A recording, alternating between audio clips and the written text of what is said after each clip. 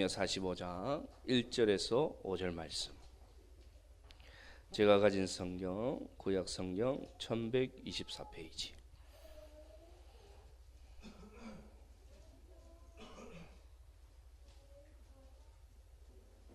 예레미야 45장 1절로 5절 말씀.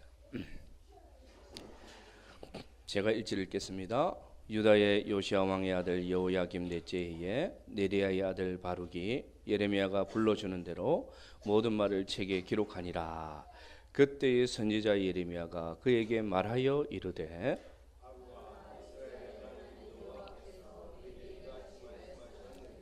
내가 일찍이 말하기를 화로다. 여호와께서 나의 고통에 슬픔을 다하셨으니 나는 나의 탄식으로 피곤하여 평안을 찾지 못하는도다.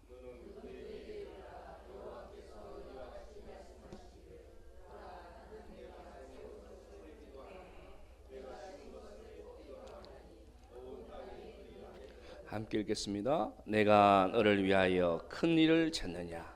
그것을 찾지 말라. 보라, 내가 모든 육체에 재난을 내리리라. 그러나 내가 가는 모든 곳에서는 내가 너에게 내 생명을 노력물 주듯 하리라. 여호와의 말씀이니라.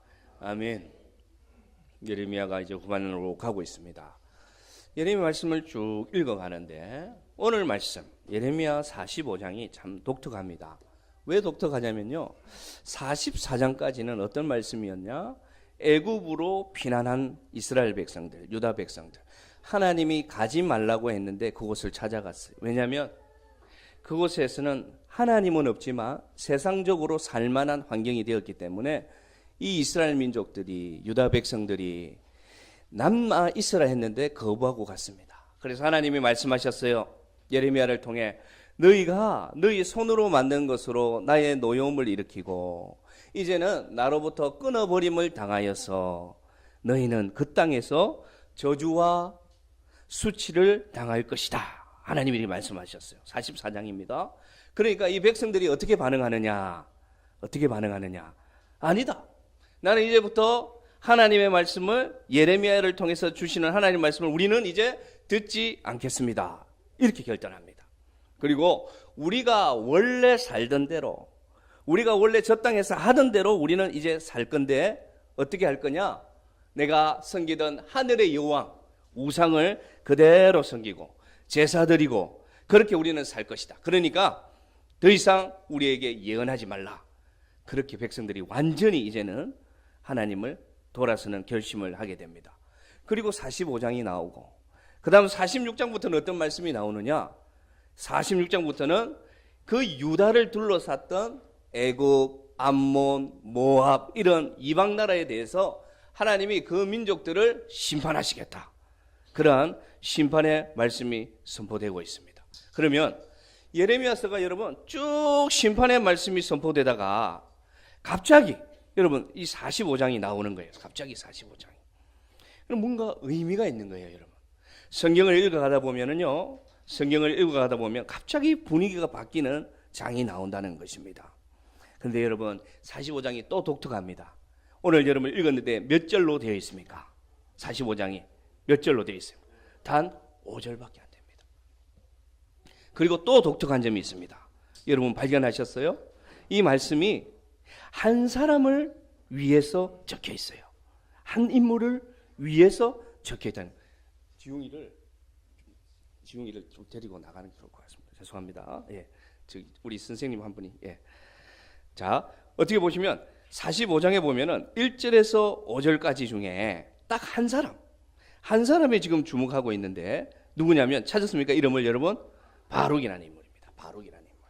예.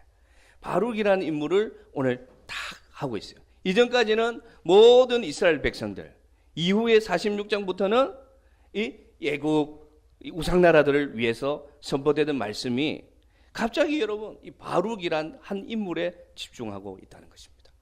여러분 바룩이란 인물 혹시 기억나세요? 우리 성경을 읽어오는 가운데 바룩이란 인물 누구냐면요, 예레미야 선지자하고 함께 동역했던 사람으로서 예레미야의 말씀을 받아 쓰고 예레미야를 섬기던 그 동역자가 누구냐? 바룩입니다.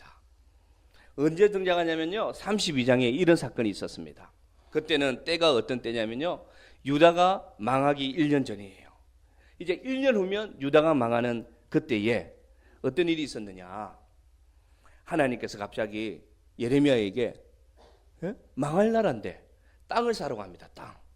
너의 숙부의 땅을 기업 물을 자가 너니까 땅을 사서 그것을 너의 땅으로 가져라 합니다. 우리 같으면 생각해 보십시오. 예레미야는 알고 있었습니다. 1년 뒤면 나라가 망할 걸 알고 있어요. 1년 뒤면 자기가 땅을 사도 이 땅이 자기 땅이 될지 안 될지, 언제 돌아올지도 모르는데 하나님이 땅을 사라고 할 때 예레미야는 순종해서 그 땅을 샀습니다.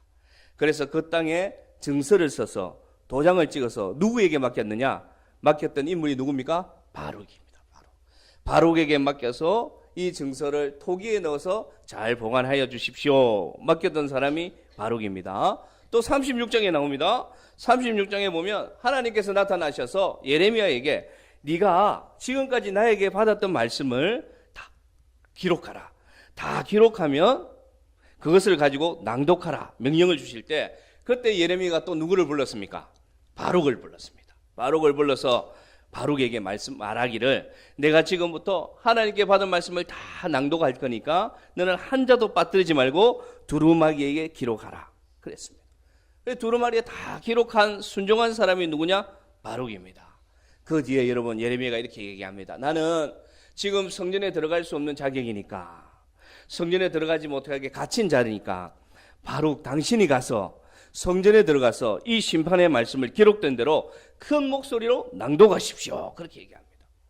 생각해 보시기 바랍니다. 여러분, 그때는요 다 이 예레미야를 미워서 잡아 죽이려고 했습니다. 심판의 말씀을 전하니까 성전이 실로 가게 되고 성읍이 망하게 된다는 말씀을 전하니까 이스라엘 백성들이, 유다 백성들이 다 그 말씀을 듣지 않고 그 말씀을 전하니까 이단처럼 죽이려고 하던 그때인데 바룩은 순종합니다.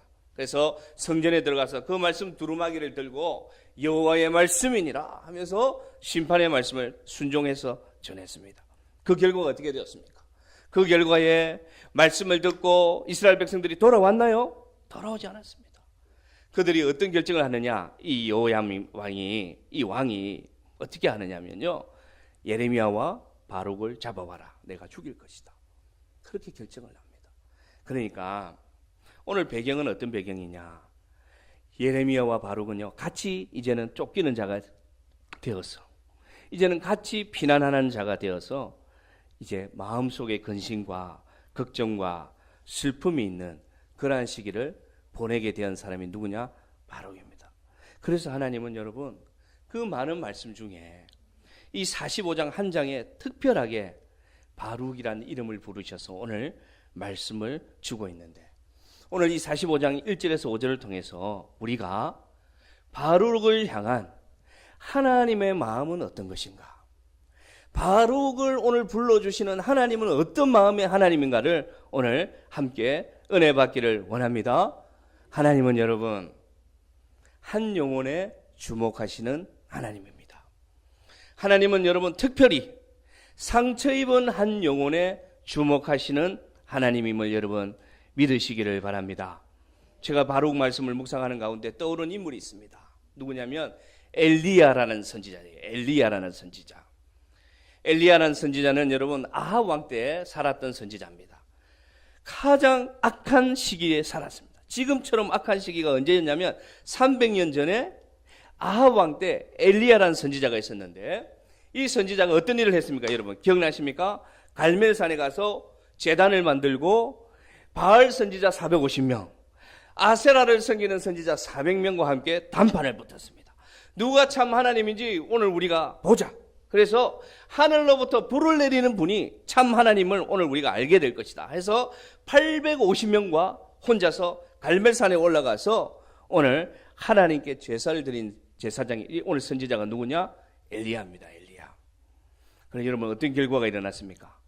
그 많은 850명의 이 제사장들이 여러분 막 몸에 칼로 몸에 피를 내면서 여러 가지 춤을 추면서 아무리 제사해도 하늘에서 불이 내려왔습니까? 안 내려왔습니까? 안 내려왔어요. 그런데 엘리야가 가서 무너진 제단을 수축하고 송아지를 잡아 올리고 마른 장작을 올리고 도랑을 파서 그 도랑에 물을 붓고 하나님 앞에 기도합니다. 하나님이요, 당신이 참 하나님이시면 이 시간 불을 내려서 우리가 섬기는 하나님이 참 하나님을 알게 하소서 기도했습니다. 그러니까 하늘에서 불이 내려왔는데 얼마나 강한 불이 내려왔으면 도랑에 있는 물을 하나님이 불로 핥았다 그렇게 얘기합니다. 그만큼 강한 불이 내려와서 승리했습니다. 그래서 850대 1로 승리한 선지자가 누구냐? 엘리야인데 여러분, 그 다음 장면이 신기합니다. 그 소식을 들은 이세벨이라는 이 여왕이, 악한 여왕이 뭘 하느냐? 엘리야 잡아와라, 내가 엘리야를 죽여버리겠다. 아주 비슷합니다 지금 배경이. 그러니까 엘리야가 어떻게 합니까? 오늘 말씀 보겠습니다. 말씀을 준비했습니다. 엘리야가 19장 4절 말씀 같이 읽습니다. 시작. 자기 자신을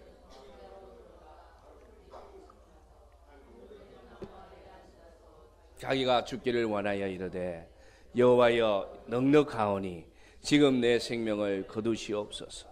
나는 내 조상들보다 낫지 못하나이다. 지금 여호와여 나를 어떻게 하라고요? 나를 죽여주소서. 방금 전만 해도요 850대 1로 승리했던 엘리야가 갑자기 좌절을 맛봅니다. 예? 이세벨이 잡아 죽인다는 소식을 듣고. 그래서 광야로 돌아갔어요. 여러분, 저 로뎀 나무라는 것은 여러분 큰 나무가 아니에요. 그리고 그늘이 있고 그런 나무가 아닙니다. 마른 앙상한 나무예요. 그래서 그늘도 한 사람 과연 누울까 말까 한 그런 곳입니다. 그래서 그 로뎀 나무 위에 누워서 하는 말이 뭐라고 얘기합니까? 하나님 나를 죽여주소서. 이제는 살 만큼 살았습니다. 할 만큼 했습니다. 그리고 여러분 밑에 45장 3절 바룩이 한 고백입니다. 한번 읽어봅시다. 내가 일찍이 말하기를 화로다. 여호와께서 나의 고통에 뭐를 더했다? 슬픔을 더하셨으니 나는 나의 탄식으로 피곤하고 평안을 찾지 못하는도다. 아주 고백이 달라도 마음의 상태는 아주 비슷합니다. 그래서 오늘 여러분 어떤 일이 벌어지느냐? 하나님께서 엘리야를 찾아가셔서 말씀하십니다. 네가 어찌 여기 있느냐? 그렇게 합니다. 네가 어찌 여기 있느냐? 그렇게 얘기합니다. 그러니까 엘리야가 뭐라고 고백하느냐? 하나님, 내가 열심히 유별해서 열심히 이스라엘 자손에게 말씀을 전하고 하나님께 돌아오라고 제단도 헐고 열심히 싸웠는데 나에게 돌아온 것은 칼이 나를 기다리고 있고 나를 잡아 죽이는 내 생명을 빼앗는 이만 남아있으니 내가 이제 모든 힘을 잃어서 여기 있나이다. 갈멜산을 떠난 호렙산으로 가서 오늘 엘리야가 그렇게 얘기합니다. 다른 말로 하면 내가 그렇게 열심히 믿었는데, 내가 그렇게 열심히 순종하고 헌신했는데 하나님, 나는 과연 무엇을 얻었습니까? 나는 이제 더 이상 소망이 없습니다. 그렇게 말씀했습니다. 그러니까 하나님이 뭐라고 하느냐? 성전 앞에, 산 앞에 가서 서라 하면서 하나님이 지진을 보내는 거예요. 그러면서 산을 나누어지게 합니다. 하나님이 바위를 부수는 강한 바람도 보내는 거예요. 그런데도 그곳에 하나님이 없고, 지진을 보내도 하나님이 없고, 그 뒤에 세미한 소리가 들립니다. 뭐라고 얘기하느냐? 네가 여기서 무엇하느냐? 네가 여기 왜 있느냐? 하나님이 불러주셨습니다. 무엇을 말씀하십니까? 하나님은 상처 입은 한 영혼에 찾아오시는 하나님입니다. 할렐루야. 겁먹고 두려워하는 엘리야에게 가장 필요한 것은 무엇이었느냐? 부드럽고 자상한 목소리가 필요했습니다. 그래서 하나님은 부르십니다. 세미한 음성으로 네가 여기 왜 있느냐? 내가 너와 함께 있도다 말씀해 주셨습니다. 그러면서 뭐라고 했습니까? 아직도 바알에게 무릎 꿇지 한 몇 명이 있다고요? 7,000명을 내가 남겨두었다 하면서 상처 입은 영혼에 오셔서 새 힘을 주시고 불러주시는 분이 하나님임을 알게 하시는 본문이 오늘 45장 본문임을 여러분 믿으시기를 바랍니다. 하나님은 성경을 보면 여러분 한 영혼을 찾으시는 분임을 나타내고 있습니다. 우리 예수님을 한번 보겠습니다. 예수님이 3년간 공생애를 하시면서 어떤 자를 만났는지 설명해 드리겠습니다. 예수님이 여리고성을 지나고 있었습니다. 많은 무리들이 소문을 듣고 예수님을 막 쫓아가고 있습니다. 그런데 저 멀리서 초라한 옷을 입은 맹인이면서 거지인 바디메오가 외칩니다. 다윗의 자손이여 나를 불쌍히 여기소서. 다윗의 자손이여 나를 불쌍히 여기소서 외칩니다. 그러니까 여러분 그 많은 무리들이 뭐라고 합니까? 조용해라, 잠잠하라. 과연 네가 무엇인데 오늘 하나님을 찾느냐. 오늘 그렇게 꾸짖습니다. 그때 여러분 바디메오가 어떻게 했습니까? 그때 조용히 했을까요? 아닙니다. 더 큰 소리로 오늘 외칩니다. 다윗의 자손이여 나를 불쌍히 여기소서. 일생에 한 번밖에 없는 기회였습니다. 이 시간 주님이 저기서 저쪽으로 지나가고 나면 언제 예수님 만날 수 없어요. 만날 줄 모릅니다. 그래서 외쳤습니다. 그때 예수님이 어떻게 하시는지 압니까? 가사 가던 길을 멈추고 서서 저자를 불러와라 합니다. 그러니까 불러러 간 자가 뭐라고 하느냐? 이제는 안심하라. 주님께서 너를 부르신다. 그러면서 예수님이 내 믿음이 너를 구원하였다면서 맹인이면서 거진 한 영혼을 누가 주목하셨다고요? 예수님이 주목해 주셨습니다. 사마리아 수가성 여인을 만났어요. 그 여인이 물을 기르는데 목이 마른 예수님이 나에게 물을 다오 얘기합니다. 당신은 유대인인데 왜 나에게 물을 달라고 합니까? 유대인 남자들은 우리를 거지 취급하고 벌레 취급하는데 왜 나에게 물을 달라고 합니까? 그때 예수님이 말씀하십니다. 너 남편을 데려와라. 그러니까 뭐라고 합니까? 이 여인이 나는 남편이 없습니다. 남편이 있었어요? 없었어요? 있었습니다. 5번을 결혼하고 6번째 남편이 있는데 이 여인이 하는 말이 주님 나는 남편이 없습니다. 여러분 그 여인의 마음이 느껴지십니까? 세상에서 가장 약자가 누구였느냐? 여자였습니다. 그 당시. 그런데 5번을 결혼하고 5번을 쫓겨나고 6번째 남자를 만나 사는데 그 남자도 옳지 못한 거예요. 나는 남편이 없습니다. 그 여인에게 예수님이 뭘 주셨습니까? 영원히 목마르지 않는 생수가 내게 있다. 영과 진리로 예배드리면 하나님을 만날 수 있다면서 자유함과 은혜를 허락해 주셨습니다. 예수님이 무리와 함께 길을 걷는데 누군가 옷자락을 만지는 겁니다. 예수님은 모른 척 해도 됩니다. 바쁩니다. 누군가 와서 예수님의 옷자락을 만졌다고 해서 큰일이 벌어지는 것도 아닙니다. 그런데 여러분 예수님은 그 여인을 이름을 부릅니다. 돌아서서 바쁜 길을 가다가 멈추고 뭐라고 합니까? 네가 너의 믿음을 보고 내가 너를 구원한다. 내 믿음이 너를 구원하였다면서 12해를 저주받은 혈루병. 그 당시 혈루병이라면 저주 속의 저주였습니다. 여러분. 여인의 유출병은 저주받은 여인이었습니다. 그 여인이 12년간의 혈루증을 알았다면 그 마을 사람들은 다 알고 있었습니다. 저 저주받은 여인이 감히 예수님의 옷자락을 만져 돌을 맞아도 되었는데 예수님은 그 한 영혼의 마음을 아시고 뭐라고 합니까? 네 믿음이 너를 구원했다. 그 한 영혼에 주목하신 주님이 여러분의 주님임을 믿으시기를 바랍니다. 또 있습니다. 여러분 베데스다 연못이 있었어요. 천사가 가끔씩 하늘에서 내려오면 물결이 있는 거예요. 그때 이 연못 주변에 앉아있던 환자 중에 제일 먼저 물결이 일 때 들어가서 그 물에 들어가면 병이 고침받는 그러한 믿음이 그 당시 있었어요. 주님께서 그 연못에 들리십니다. 많은 환자들이 여러분 전국 각지에 와서 그 연못에 물이 일기만 기다리고 있는 거예요. 물이 일기만 기다리고 있는 거예요. 주님은 어떤 자에게 주목하셨습니까? 그 중에 가장 오래된 38년을 중병으로 앓고 있는 누워있는 환자에게 가셔서 예수님께서 묻습니다. 너는 왜 아직도 여기 있느냐? 다른 말로 하면 무슨 말입니까? 38년 동안 너는 왜 고침받지 못하고 이렇게 이 세월을 보내고 있느냐? 이 사람이 대답합니다. 주여, 물이 움직일 때 나를 들어서 저 물에 넣어주는 한 사람이 없었어. 지금까지 제가 여기에 누워 있습니다. 38년을 기다렸는데 물이 일테 내가 그렇게 오래 기다렸는데 나를 들어서 저 물에 넣어주는 한 사람이 없어서 이렇게 누워 있습니다. 주님께서 말씀하셨습니다. 내 자리를 들고 일어나 걸어라. 할렐루야. 주님은 이런 분입니다. 여러분, 주님은 한 영혼에 주목하십니다. 상처 입은 한 영혼을 바라보시는 주님이 우리 주님임을 여러분 믿으시기를 바랍니다. 어떻게 하면 예레미야 선지자하고 힘을 합쳐서 이 백성을 회개시킬까 큰일을 찾았지만 그것은 그의 일이 아니었습니다. 하나님이 바라는 일은 슬픔과 낙심 가운데서도 바라는 대로 되지 않는 가운데서도 네가 원하는 상황대로 되지 않는 가운데서도 여전히 한숨을 쉬더라도 누구 앞에 나와서? 나에게 나와서 한숨 쉬고, 눈물을 흘리더라도 누구 앞에 나왔어요? 주님 앞에 나와서 눈물을 흘리고, 나를 죽여주셔서 원망을 하더라도 누구 앞에 나와서? 나에게 나와서 원망하는 그러한 자 되기를 원한다. 그러면 내가 너에게 가서 너에게 평안을 주고 해답을 주고 나의 일을 너를 통해서 이루어 갈 것이다. 오늘 하나님이 우리에게 말씀하고 있습니다. 말씀을 정리하겠습니다. 여러분, 우리가 엘리야처럼 나아가야 됩니다.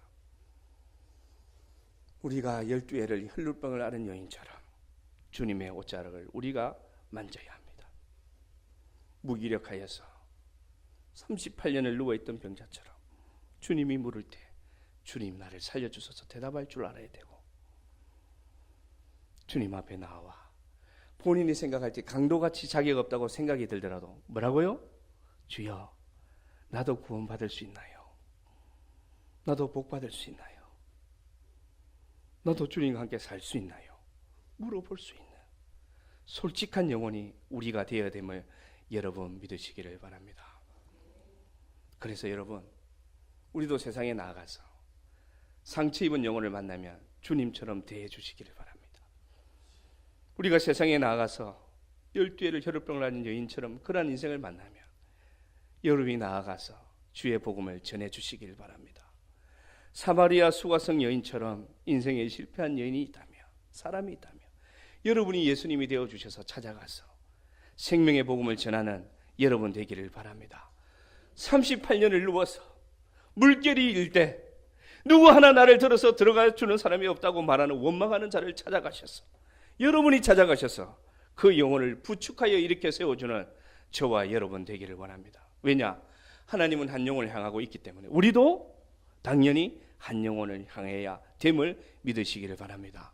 우리 주일학교 교사 여러분, 한 영혼을 사랑하시기를 바랍니다. 여러분은 여러분에게 생명을 맡긴 것은 한 영혼을 사랑하라고 맡겨주셨지 여러분에게 큰일 하라고 맡겨주신 것 아닙니다. 한 영혼, 그 영혼을 위해서 눈물로 기도하시고 이름 불러가면서 기도하셔서 우리 청소년부 SFC가, 우리 주일학교 학생들 그 한 영혼이 주님을 아는 한 영혼, 그러한 영혼이 되도록 헌신하는 우리 주일학교 교사들 되기를 간절히 바랍니다. 우리 성도 여러분 높고 잘 사고 잘 살고 잘생긴 사람 바라보지 마시고 우리 교회를 찾아오는 상처 입은 한 영혼을 발견하거든 말하지 않아도 제일 먼저 달려가서 손잡아 주시고 격려해 주시고 세워주시는 그러한 샘물교회 되기를 간절히 바랍니다. 화려하고 큰 교회, 화려하고 큰 성전 짓는 것 1차 목표 아닙니다. 우리가 원하는 목표는 무엇이냐? 우리 안에 사랑의 공동체가 되어서 우리 공동체를 찾아오는 한 영혼을 주의 사랑으로 사랑하고 세워주고, 우리는 비록 낡아지나 주님이 높아지고 흥하여지는 그러한 복을 누리는 저와 여러분 되기를 간절히 바랍니다. 하나님은 상처 입은 한 영혼을 오늘도 바라보고 계십니다.